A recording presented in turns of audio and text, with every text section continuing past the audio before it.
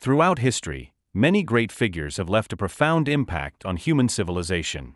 From brilliant leaders and exceptional scientists to visionary thinkers, they have helped shape the world as we know it today.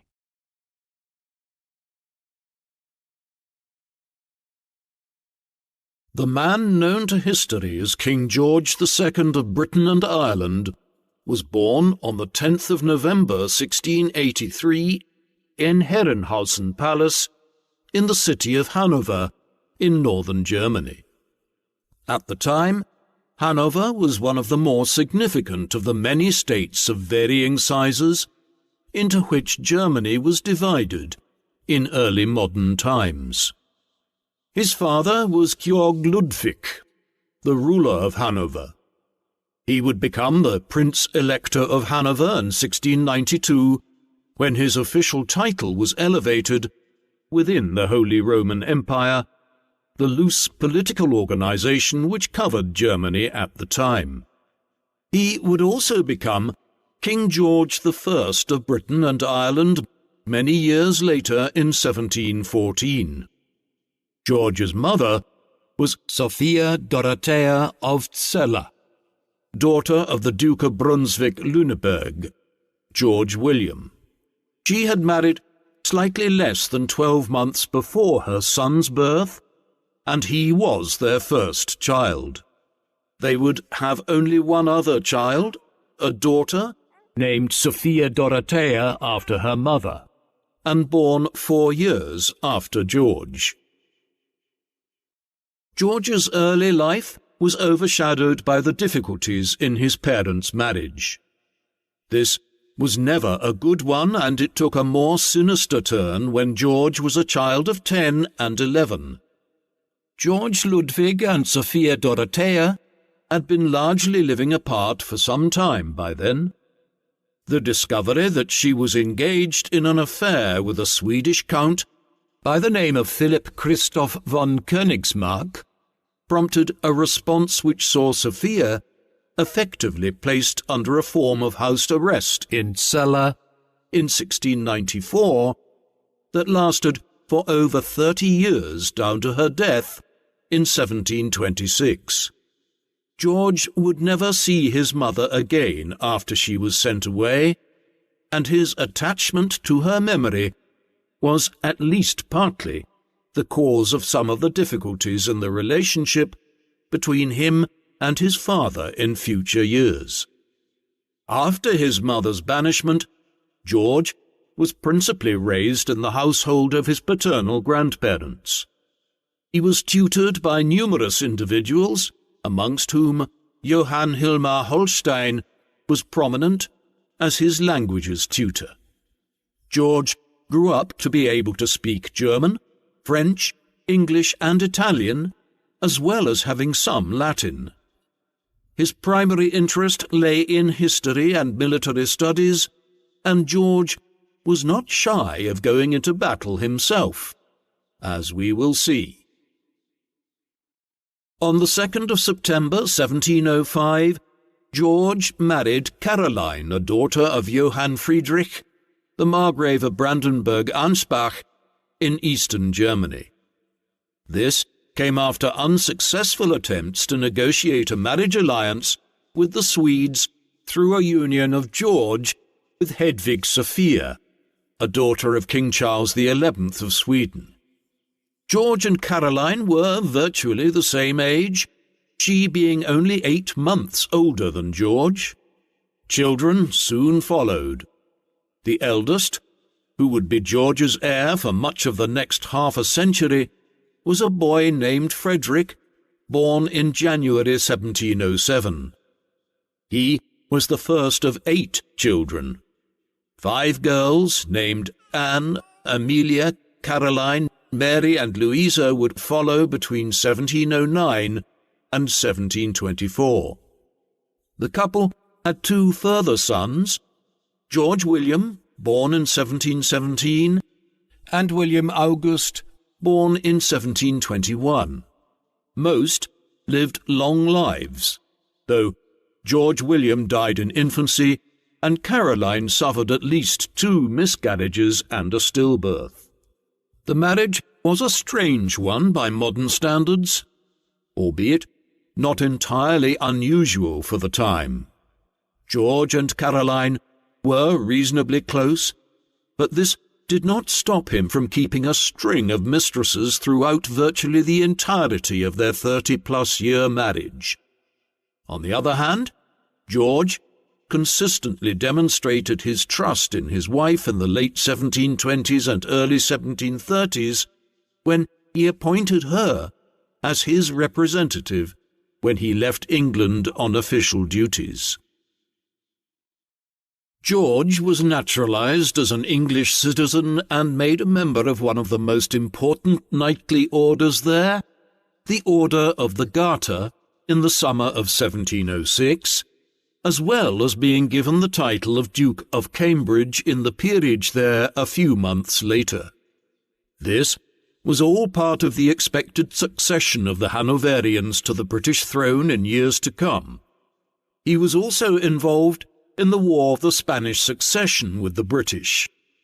The conflict had broken out in 1701 over a dispute as to who should succeed to the Spanish throne after the direct line of the Spanish Habsburgs died out, with both France and Austria putting forth a candidate. The disagreement soon spawned a Europe-wide war. The Prince-Electorate of Hanover sided with Austria, as the Austrian Habsburgs were virtually the hereditary heads of the Holy Roman Empire by then, yet the Hanoverians tried to limit their involvement as much as possible in practice. The same was not true of George. An enthusiastic military campaigner, he fought on the British and Austrian side at the very important Battle of Oudenarde in the Spanish Netherlands, west of Brussels, on the 11th of July 1708, against the French. Here he showed considerable bravery, having a horse shot out from underneath him during the fighting, where others of his status might simply have watched from the rear. Soon George's fate would lie more in England than in Germany. For many years it had been clear that a succession issue was brewing in England. It was this which had resulted in George being made Duke of Cambridge in 1706. Queen Anne was the last direct member of the House of Stuart who could plausibly sit on the throne in Britain, her half-brother being a Roman Catholic in exile and disbarred from succeeding owing to his religion. Consequently, George's father was the likeliest successor by right of George's grandmother being the granddaughter of King James I, who had ruled England between 1603 and 1625. With Anne having suffered an appalling series of stillbirths and failed pregnancies, and the 5 live-born children she gave birth to having generally died before the age of 2, she had no children of her own left to succeed her after 1700. Therefore, when she died on the 1st of August 1714, it was evident that George's father would succeed as King George I of Britain and Ireland. One day, George would succeed him as George II if he lived that long. With that in mind, the Hanoverians prepared to head for England. It was a peculiar scenario. The new king only had a very bare grasp of English. The first years of George's time in England were difficult ones in some respects. His relationship with his father had been fraught for some time, something which would become a tradition between king and heir within the House of Hanover. It only worsened in the years from 1714 onwards in his position as Prince of Wales, the formal title he held as heir to the British throne. A major quarrel broke out between father and son in 1717. This had been brewing for some time, and was in part owing to the relative popularity of George in contrast to his father, who was deemed aloof by his new subjects, preferring a slimmed-down court and his own company to a more colourful court. The incident which sparked a full rift was the christening of George's ill-fated son, George William, who would die after just 3 months. The king insisted on the Duke of Newcastle being appointed as the child's godfather, something to which George objected. An argument ensued during the ceremony, in the course of which Newcastle mistakenly thought George was challenging him to a duel. In the furore which followed, the king kicked George and his family out of St. James's Palace and informed many at court that they would have to choose between their loyalties to him or the Prince of Wales. It was an overreaction on George's father's part. Still, it took 2.5 years before a reconciliation of a kind was reached in April 1720, and even then the relationship between the prince and the king remained strained for the remainder of George I's life. George I died on the 11th of June 1727 while travelling from the Low Countries to northern Germany during one of his frequent visits to Hanover. A sign that he had never fully acclimatized to being ruler of Britain was seen in the fact that he was buried in Hanover 3.5 weeks later, not in England.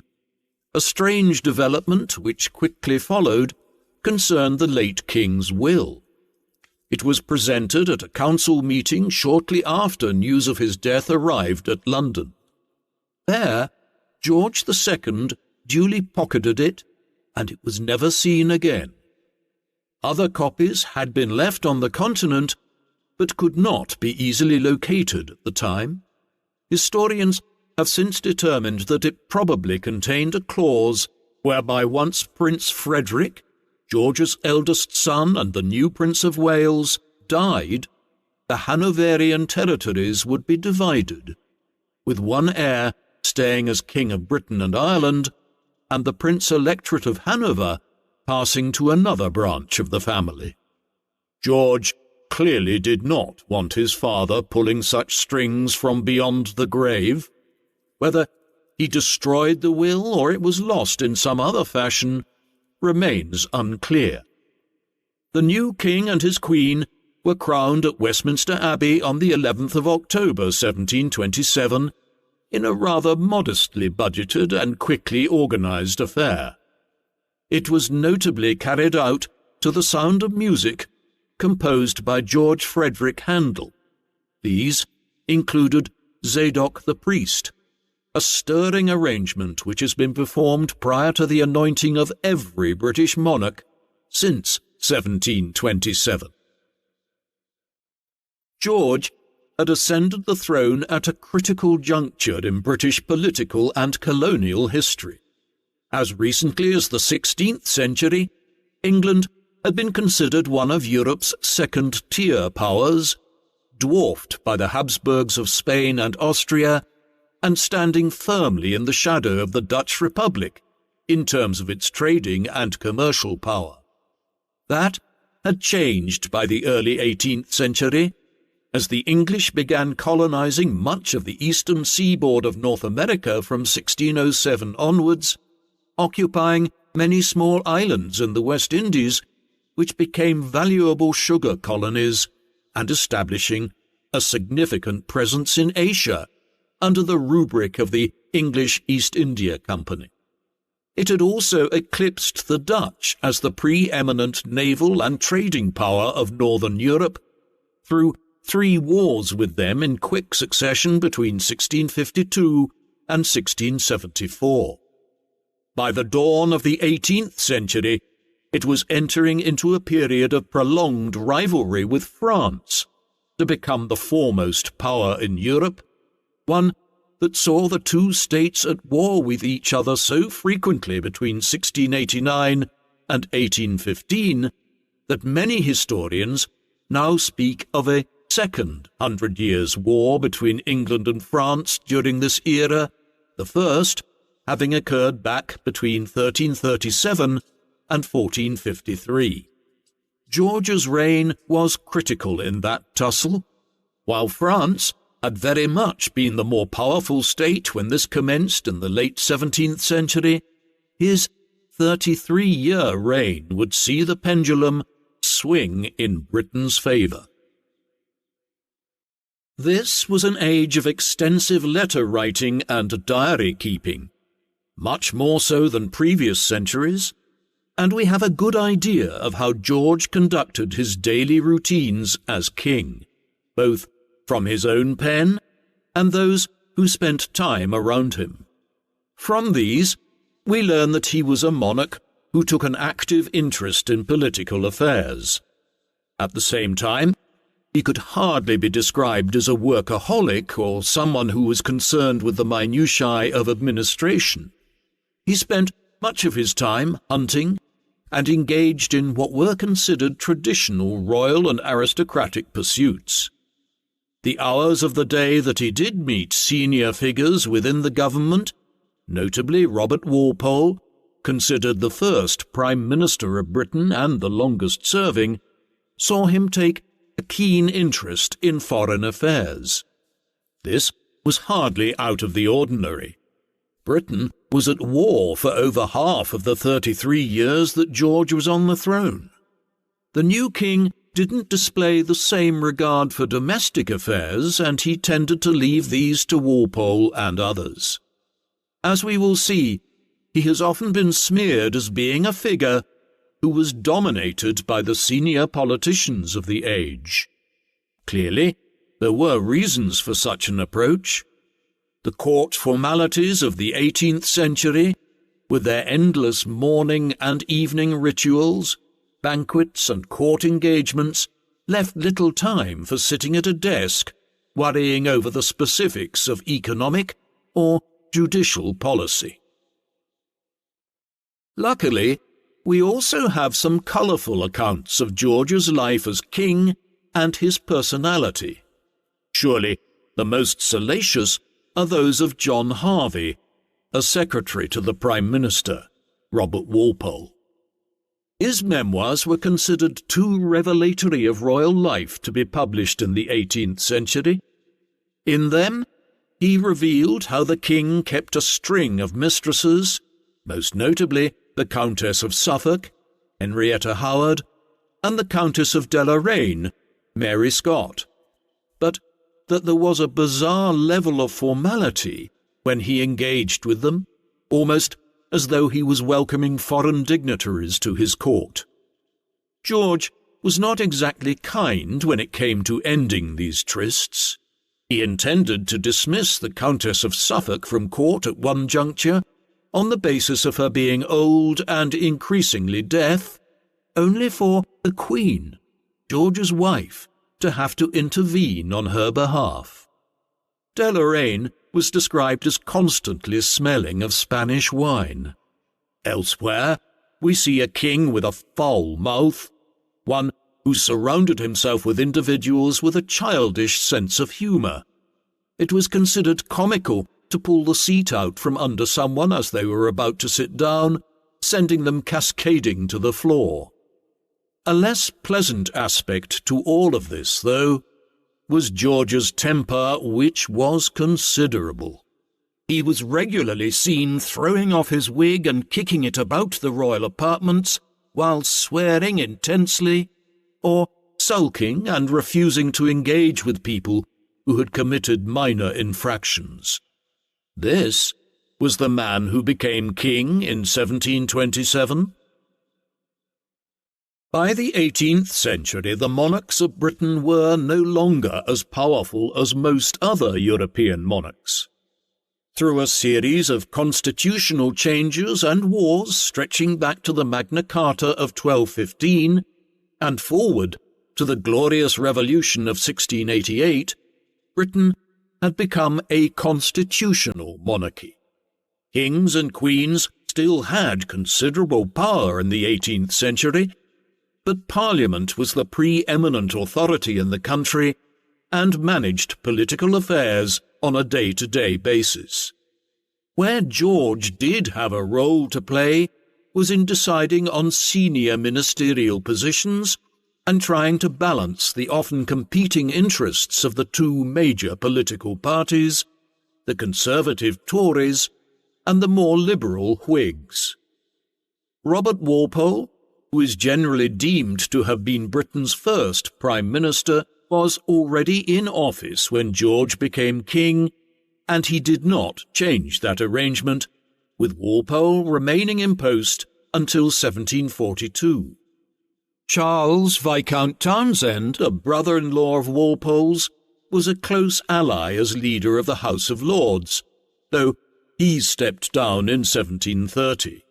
As both men were long-standing leaders of the Whigs, George's reign, at least in the first half of it, has been viewed as being dominated by the more liberal-leaning party. This had a particular impact on religious affairs during George's reign, as one of the cornerstones of Whig liberalism was a tolerance for most strands of Protestantism, whereas the Tories at this time argued for a narrower adherence to the Anglicanism of the Church of England. The years of Walpole's ministry during George's reign were relatively peaceful ones until late on in it. A short war was fought with Spain between 1727 and 1729. This was largely ignited by the Spanish in the final months of George I's reign as they initiated a siege of the Rock of Gibraltar, a possession in the southern tip of Spain which had been lost to the British at the end of the War of the Spanish Succession a decade and a half earlier. After limited clashes and naval action in the Caribbean, the war petered out in 1729 without achieving much. Thereafter, Walpole engineered an ever closer relationship with Austria on the international front, something which George was inclined towards as one of the electors of the Holy Roman Empire. Despite the King and Queen's tendency towards intervention, Walpole also kept Britain out of the short-lived War of the Polish Succession in the mid-1730s. At home, this decade saw numerous land tax acts in support of the Crown passed through Parliament, something which impacted on George's household and court. Beyond this, there was little marquee legislation passed during this era. Instead, a perusal of the statutes of the Parliament of Great Britain highlights the emergence of a modern Parliament, one which was concerned with rather routine issues of government. Everything from the regulation of the sale of hats to the cutting of hedges on the sides of the king's highways was legislated for. A growing problem in these years was one that George had experienced before. However, previously he had been on the other side of it. This concerned his relationship with his own heir, his eldest son Frederick. Frederick had been left in Germany at the time of the Hanoverian succession and spent nearly 14 years being raised here, while his father and mother were in England. When the Prince of Wales arrived to England to take up his position as heir in 1727, he was consequently something of a stranger to George. The relationship between king and heir was difficult following Frederick's arrival in London, and it did not improve the longer they spent in the same country. They boiled over nearly a decade into the reign after Frederick married Augusta of the House of Saxe-Gotha, and almost immediately appealed to Parliament without consulting his father to increase his allowance now that he was mired in the business of producing his own heir. George's famous temper exploded at this perceived act of betrayal, and, in an almost carbon copy of the dispute between him and his own father back in 1717, he threw Frederick and his new wife out of St. James's Palace. The rift would not be healed for many years, and there were constant rumours that the king intended to bypass Frederick in favour of his other surviving son, William, Duke of Cumberland, with whom he had a much better relationship. The difficulties of this father-son relationship for George were added to when Queen Caroline died in November 1737, when a hernia ruptured her bowel. Her and George's marriage had been a strange one. His constant infidelity didn't speak of a close attachment, yet he was genuinely distraught at her passing, and somewhat touchingly insisted he would not remarry when she was on her deathbed. Conflicts of another kind were brewing on the continent. In 1739, Britain ended up at war with Spain again. It became known as the War of Jenkins' Ear, as the British government launched it based on an incident back in 1731 when a British seaman, Robert Jenkins, had his ship boarded and his ear cut off by Spanish mariners. In reality, the incident was simply dredged up as a relatively good excuse for going to war with Spain in order to improve Britain's position in the Caribbean. The War of Jenkins' Ear soon morphed into a wider European conflict, one which would run through nearly a decade in the middle of George's reign. This was the War of the Austrian Succession. This war came about owing to the issue of female succession in the lands of the Austrian Habsburgs, which included most of modern-day Austria, Hungary, Czechia, Slovenia, and Croatia, as well as additional lands in Italy and the Austrian Netherlands. Back in 1713, Charles VI, Holy Roman Emperor and Archduke of Austria, had overseen the passage of a pragmatic sanction to ensure that his niece, Maria Josepha, could potentially succeed him if he died childless, as his marriage had not yet resulted in children. This was needed to overturn the Salic law, a very old medieval law which prevented women from succeeding to the throne in several European countries. Just a few years later, Charles's marriage did produce children, but this was a daughter by the name of Maria Theresa. Thus, the pragmatic sanction was still needed when Charles died in 1740 to allow Maria Theresa to succeed. War followed because a number of the European powers, foremost amongst which were Prussia, Bavaria, and Saxony, all saw the possibility of making gains in Germany by objecting to Maria Theresa's succession as Holy Roman Empress. So began the War of the Austrian Succession in December 1740. Britain did not have a clear interest in the war when what was primarily a Central European affair broke out. Instead, its entry into it was predicated on a number of other factors.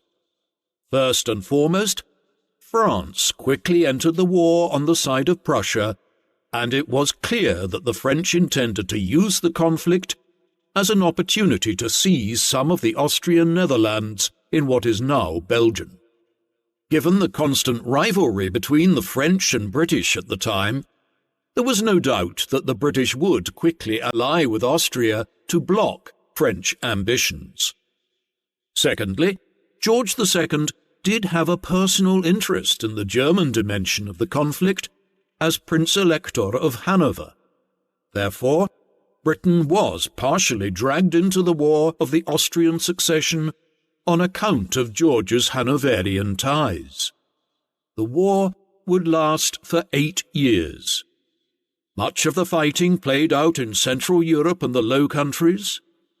British contributions were primarily seen in the latter region, and the Rhineland as well as at sea, where the British Royal Navy faced both French and Spanish flotillas in a wide theatre of naval warfare in the Atlantic and the Caribbean.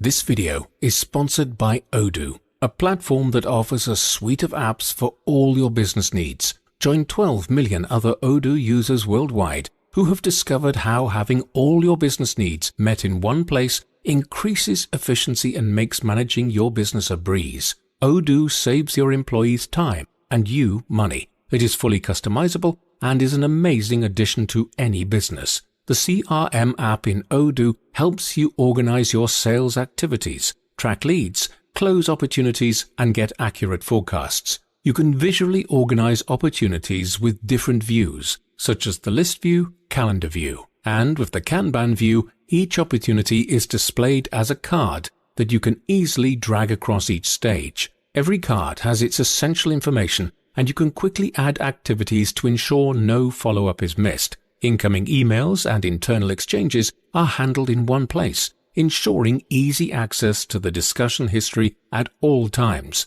Managing an opportunity can easily be done through Odoo's CRM application, adding won or lost when the status is known to keep your database up to date. Plus, by pulling a monthly expected revenue report, sales managers can see which team members are reaching their goals and who may need additional assistance to close valuable deals. In addition, the sales reporting function presents your key information clearly on a customizable dashboard. Be one of the ever-increasing numbers of people who grow their business with Odoo. Just click the link in the description and boost your sales with Odoo's CRM. The first app is completely free for life with unlimited hosting and support.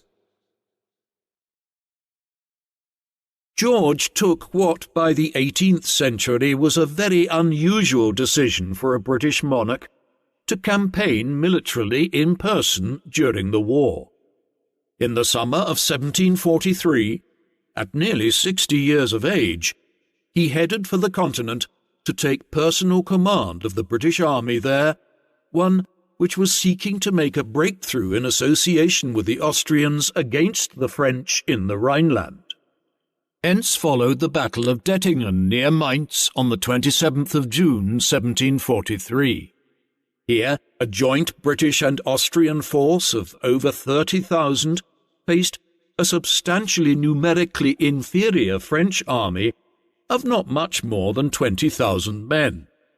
The fighting only lasted for a few hours and ended when the French, recognizing that their strategic situation was not ideal, retreated across the River Main.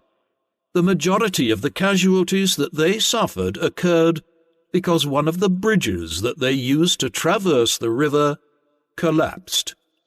Dettingen had little strategic bearing on the wider course of the war, yet George earned a lot of respect back home for campaigning in person.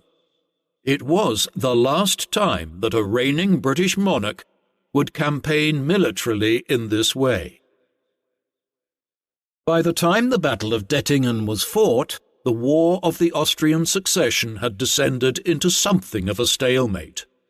Facing the combined forces of Austria and Britain, the French could not make a major breakthrough in the Netherlands or the Rhineland, and the conflict in Central Europe had become a to and fro affair.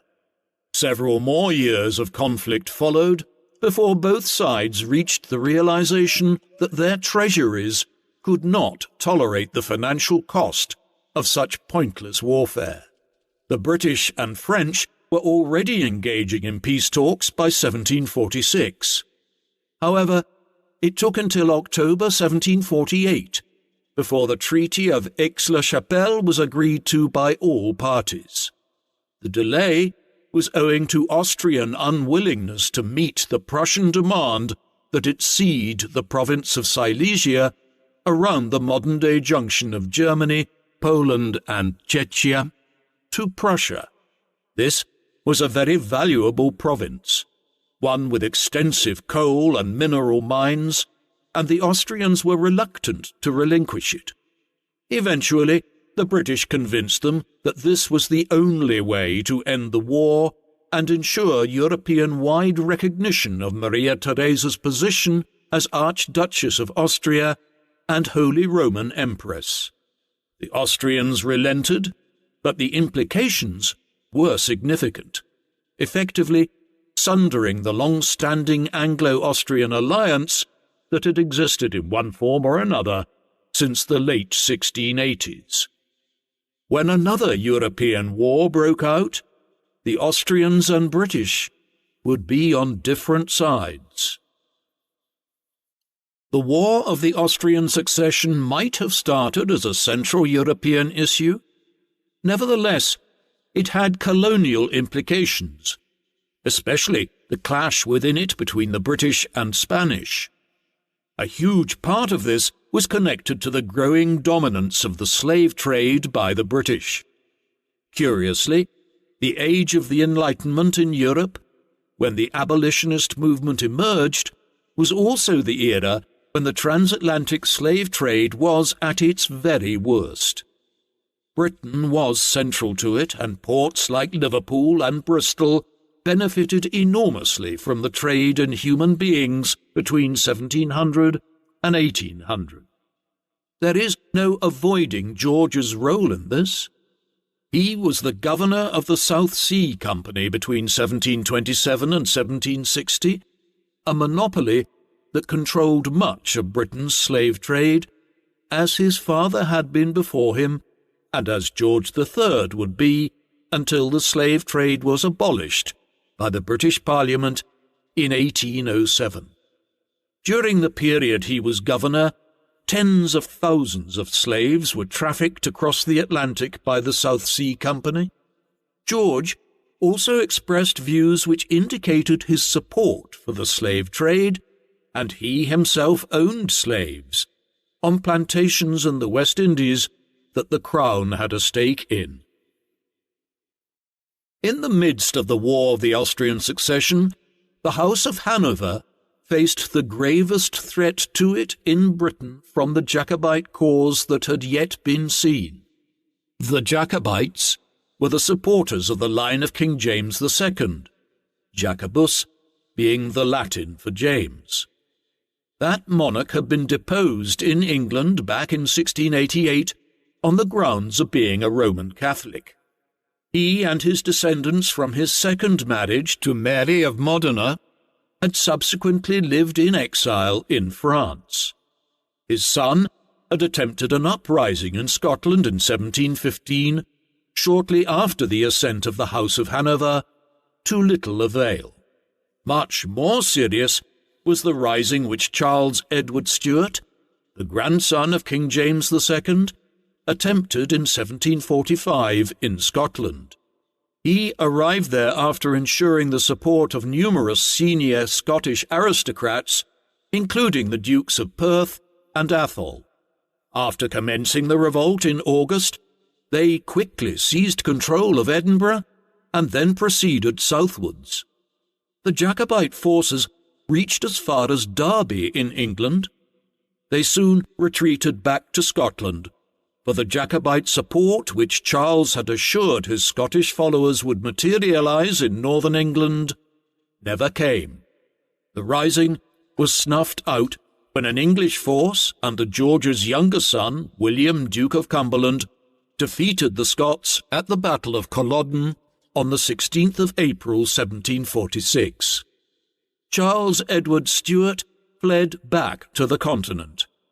He would live for over 40 years after this, only dying in Rome in 1788. He never gave up on his hopes of leading a fresh expedition to Britain, though, in reality, the Jacobite cause never threatened the House of Hanover again after the Jacobite Rising of 1745. The years following the end of the War of the Austrian Succession were dominated by a succession crisis in England. While George had partially reconciled with Frederick in the course of the mid-1740s, this was merely a public formality, and as late as 1748 he was heard to proclaim his disdain for his heir. Nevertheless, Frederick would not succeed him. On the 31st of March 1751, he died suddenly while playing cricket on the lawns of Leicester House in London after being hit by a ball. It used to be believed that the blow had resulted in a lung abscess. Recent studies have conversely conjectured that his death was the product of a pulmonary embolism, the blockage of an artery leading into the lungs. Frederick's untimely passing cast open the issue of the succession, with some speculating that this now made the likelihood of the Duke of Cumberland succeeding George as his younger son a possibility once again.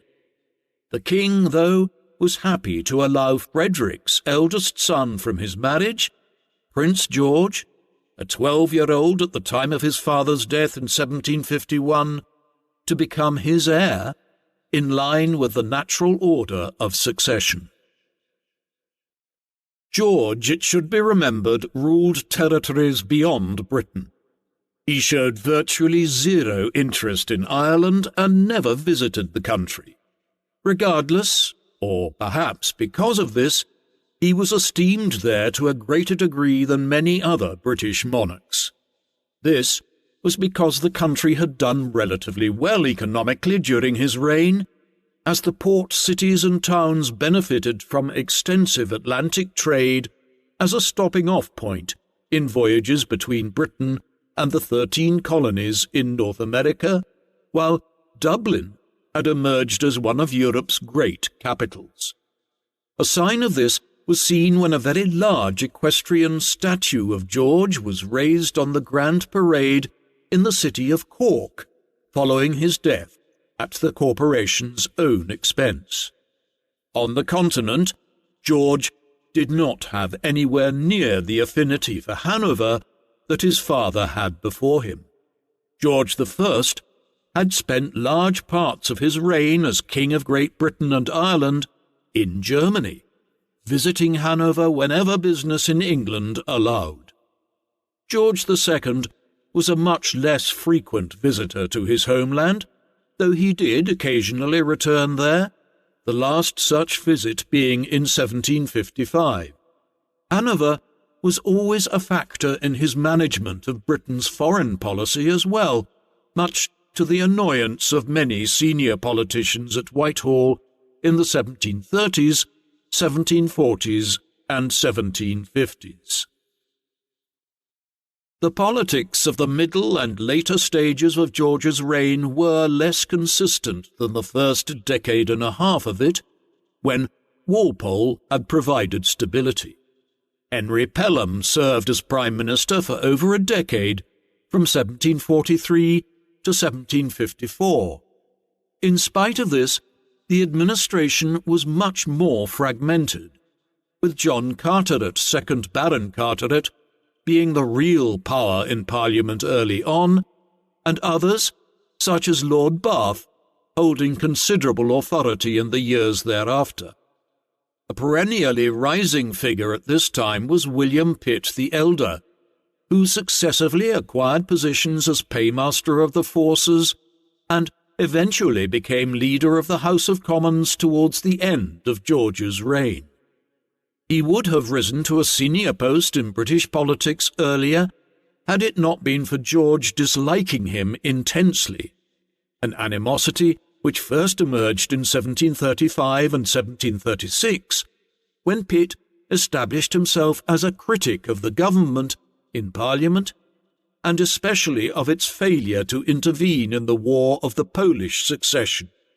That George could not fully block Pitt's promotion in the 1740s and 1750s is a sign of how effective the constitutional monarchy in Britain was by the mid-18th century in terms of compartmentalizing the respective powers of the Crown and Parliament.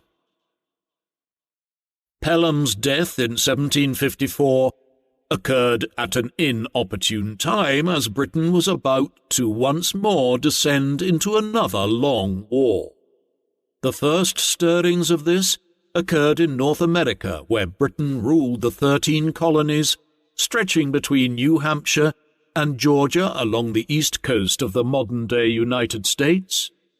France controlled New France, a territory which included the eastern provinces of modern-day Canada, but also nominally a stretch of land running from the Great Lakes south along the Ohio and Mississippi rivers to Louisiana. The French presence in much of the latter region was very limited, with little more than a few forts and trading stations in places like Ohio. The goal of these was clearly to hem the 13 colonies in and prevent future British expansion in North America inland from places like New England and Pennsylvania. Conflict broke out in 1754 after repeated clashes along the frontier in Canada, the Great Lakes, and the Ohio River. Both sides would involve their Native American allies in a clash which was memorably captured in James Fenimore Cooper's novel, The Last of the Mohicans. It was, ultimately, a very poor decision by the French to go to war here. The colonial community in Quebec and other parts of eastern Canada was about 60,000 strong at the time. The population of the 13 colonies was at least 1.5 million. These resources would soon come to bear, and by the late 1750s, the British and their Iroquois allies had gained the upper hand, with Quebec falling to the British in 1759 and Montreal in 1760. The French and Indian Wars in North America soon morphed into a much wider conflict in 1756. The 7 Years' War, as it would become known, came about owing to diplomatic ruptures on the continent, with Austria determined to go to war with Prussia in an effort to recover the province of Silesia that it had lost back in 1748 at the end of the War of the Austrian Succession. The difference in this new instance was that Britain was now allied with Prussia and Austria with France. As ever, the fact that George was the Prince-Elector of Hanover, as well as King of Great Britain and Ireland, complicated British foreign policy, though in this case British entry into the war was made easier by the fact that a limited colonial war with France in North America was already underway. The 7 Years' War that now ensued has been termed the first global conflict, as the fighting touched virtually every continent. The main theatres were in Europe and North America, yet there was also fighting in the Caribbean, South America, Western Africa, and India. George's role in managing parts of the war effort in London were made difficult by both his own old age and flagging health, and also his continuing resistance to the rise of William Pitt, whose ascendancy was being promoted amongst the Whigs when no statesman of ability emerged to replace Pelham after 1754.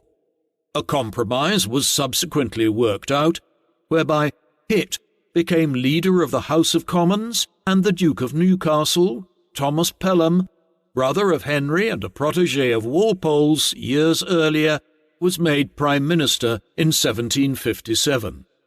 Newcastle had already filled the role between 1754 and 1756, though in something of a more interim capacity than he now achieved.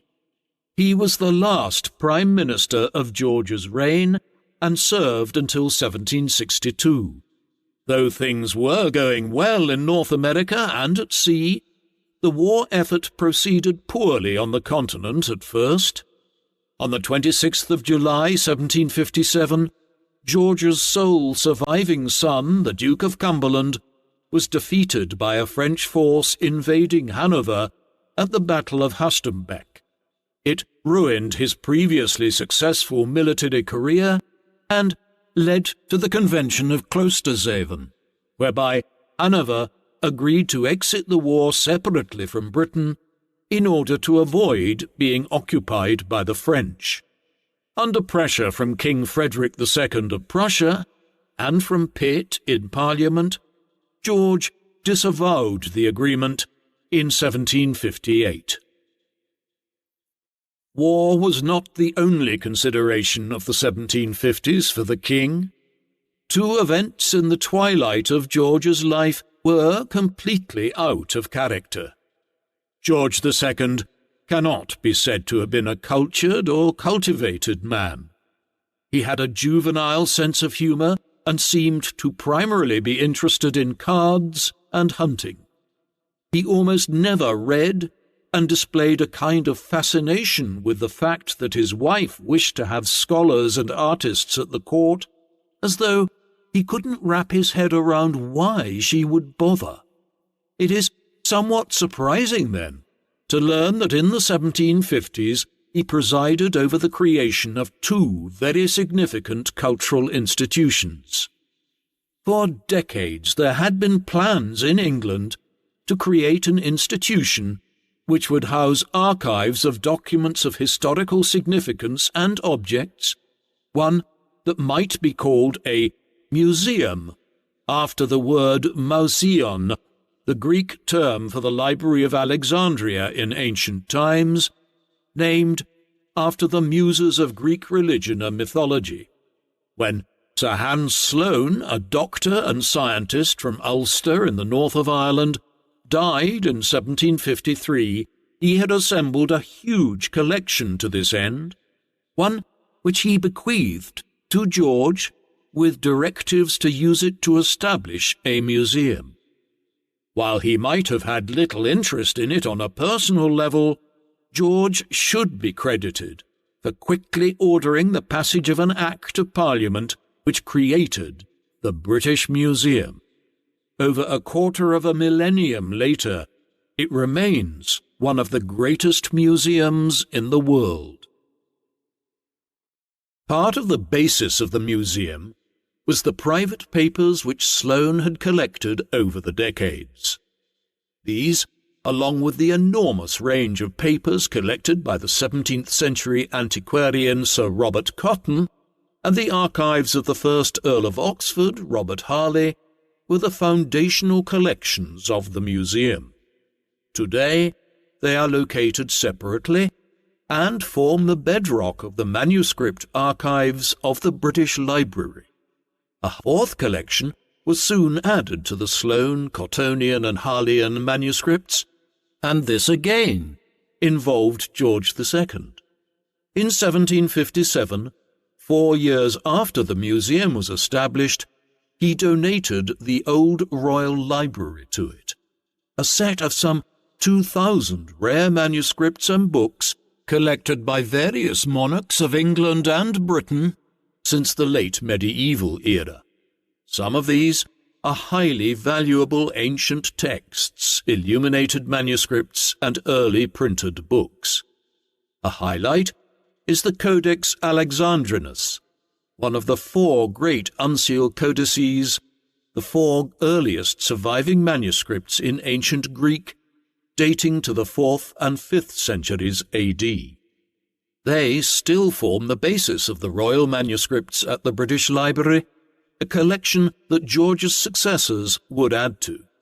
In many ways, George's actions in establishing the British Museum in 1753 and the Royal Manuscripts Collection in 1757 was a product of his sheer disinterest in reading. Had he been more interested, he might have kept the Royal Collection to himself and added Sloane's archive to it, but instead he gifted them to the nation, and in doing so laid the basis for 2 of Britain's great cultural institutions, the British Museum and the British Library. Another development towards the end of George's reign would have an even greater long-term impact than the foundation of the British Museum.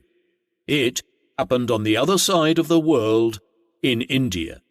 English involvement in the subcontinent had begun a century and a half earlier, when the English East India Company was founded in 1600 as one of the main joint stock companies being set up in London at the time to further English colonial activity and trade abroad. With the Anglo-Portuguese alliance of 1662, through which Catherine of Braganza married King Charles II, England received Bombay, modern-day Mumbai, as part of the marriage alliance.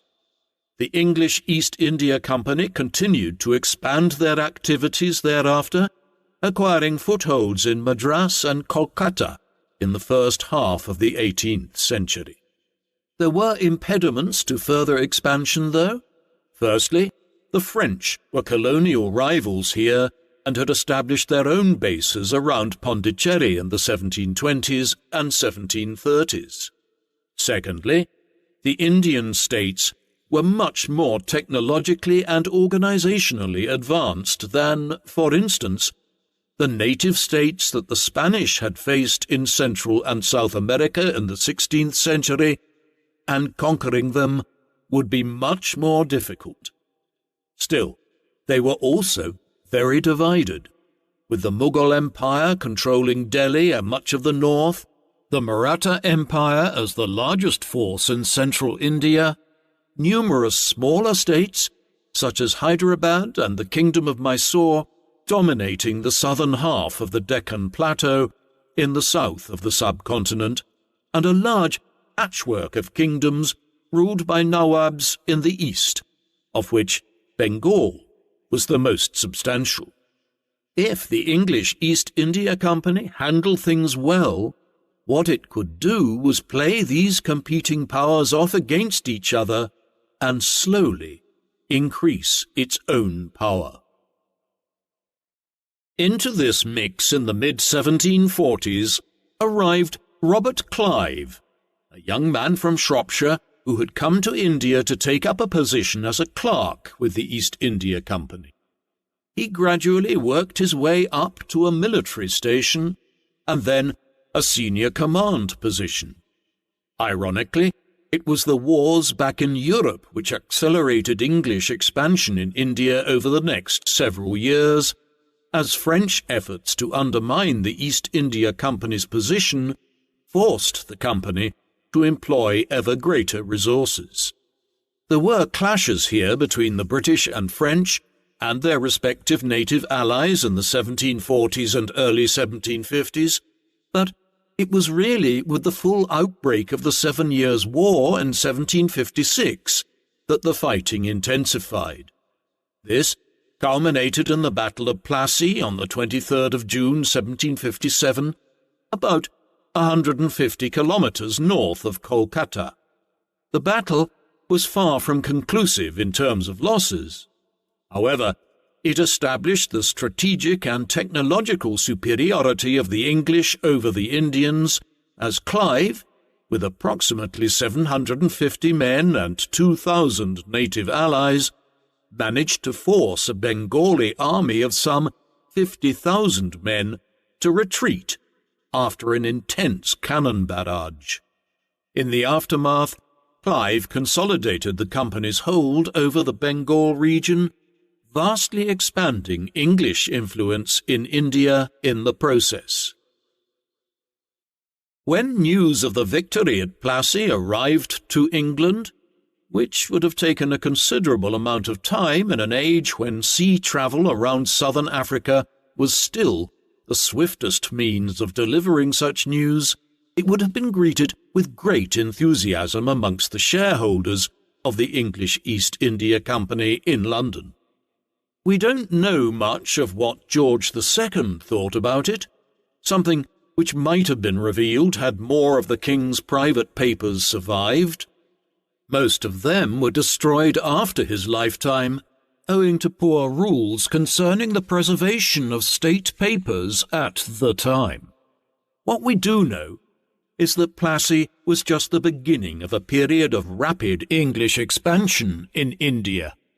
In the years that followed, the company moved further inland to consolidate its control of the region between Kolkata and Allahabad, while effectively removing the French from the scene and replacing them as the preeminent power along the Coromandel coast in the southeast of the subcontinent.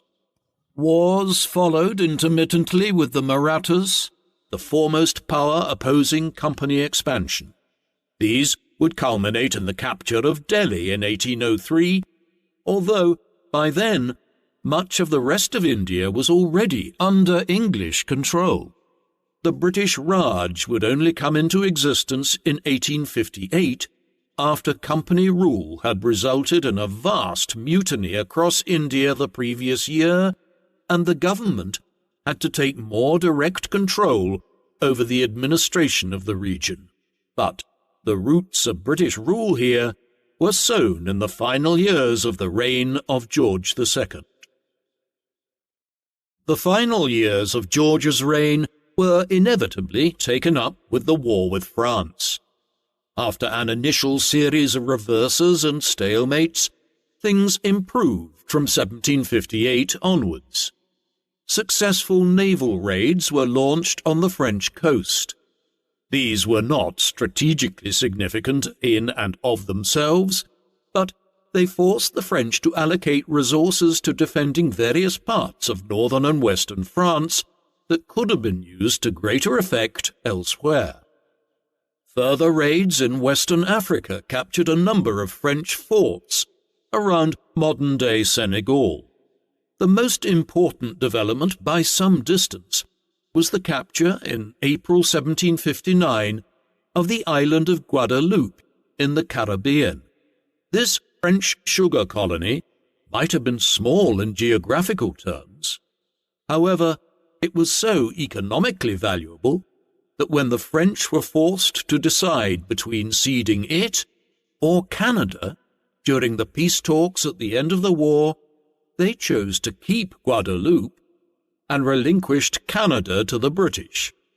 Were it not for this small island and the capture of it in 1759, the history of North America might have been very different. At home, there was the perennial managing of political squabbles between William Pitt and Newcastle. The king also showed a concern for the political education of his grandson, the future King George III. There were the inevitable discussions about his marriage.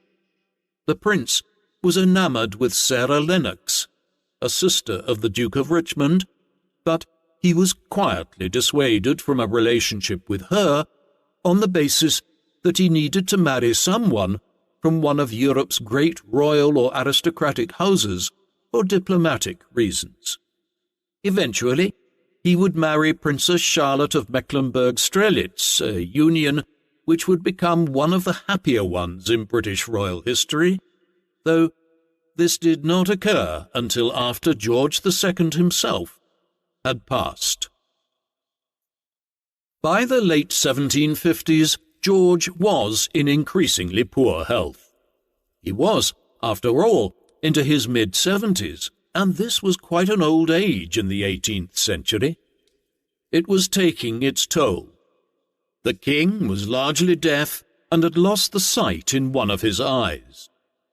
On the other hand, he was not suffering from any clear illness that indicated he would soon die. Instead, the end, when it came, was sudden. On the morning of the 25th of October 1760, he arose to drink his morning hot chocolate in his chambers at Kensington Palace, and then retired to his close stool. On the way back to his writing desk, a loud crash was heard, and when his valets reached the source of the noise, he was found collapsed on the floor. They managed to help him into his bed, where he died not long after from what is understood to have been an aortic dissection, where blood begins to breach the walls of the aorta. He was 76 years of age, though, owing to the divergences between the new-style Gregorian calendar in Hanover, where George was born in 1683, and the continuing adherence to the old-style Julian calendar in Britain until 1752, George was viewed as having recently turned 77 by some in England at the time. His funeral was held at Westminster Abbey on the 11th of November, and he was buried under the central aisle of Lady Chapel. In spite of his unfaithfulness to her, he left instructions for his marble coffin to be placed directly next to Queen Caroline's, with the sides of each removed so that their ashes could intermingle in death. He was the last monarch to be interred at Westminster Abbey, with monarchs from George III onwards buried at Windsor Castle. The tempo for the next quarter of a century of British growth had been set in George's reign. The English East India Company continued to expand at remarkable speed in one of the most peculiar stories of corporate success in human history. By the late 18th century, the English East India Company had conquered large stretches of the Indian subcontinent, paving the way for the creation of the British Raj in the 19th century. The 7 Years' War came to an end in 1763. Under the terms of the Treaty of Paris, the French ceded what is now eastern Canada to Britain, with huge implications for the political, cultural, and linguistic history of North America.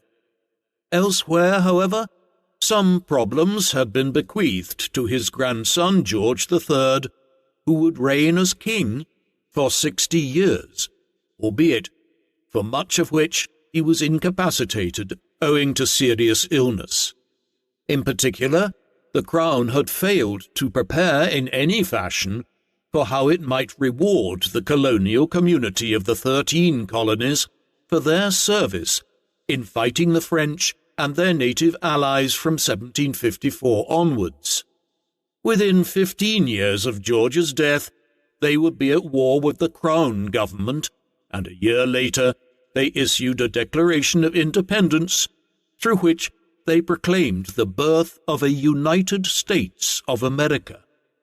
The 13 colonies were lost under George III's watch, but things like this don't happen in a historical vacuum. Much of the roots of what went wrong in the colonies lie in the earlier reign of his grandfather. For a very long time, George II was viewed poorly by historians and the British public at large. Much of this was based on the belated publication of the memoirs of Walpole's secretary, John Harvey, in 1848. These painted the monarch in a less than flattering light, the very reason why they did not appear in print for nearly 90 years after George's passing. Here, a picture of a boorish and unimaginative monarch who was prone to violent tempers and whose swearing was frequent was presented, compounded by his lack of interest in high culture and his maintenance of many mistresses at court. However, in recent decades, his reputation has been somewhat rehabilitated. Emphasis has been placed on his balancing of political factions during his extended reign, and the manner in which the conflicts of the period left Britain in a much better position, within the Second 100 Years' War being fought with France, although it would be a few years after George's death that the Treaty of Paris of 1763 confirmed this. His reign was also a formative one in the history of the British Raj, with the 1750s setting off a chain of events which have left an indelible mark on a subcontinent that is home to 1 out of every 6 human beings today. George was a flawed monarch and an even more flawed person, but he was not one of England or Britain's worst. What do you think of King George II? Was he one of England's more underappreciated monarchs, whose personal failings have overshadowed a period of sound kingship as Britain began to emerge as a global power? Please, let us know in the comment section. And in the meantime, thank you very much for watching.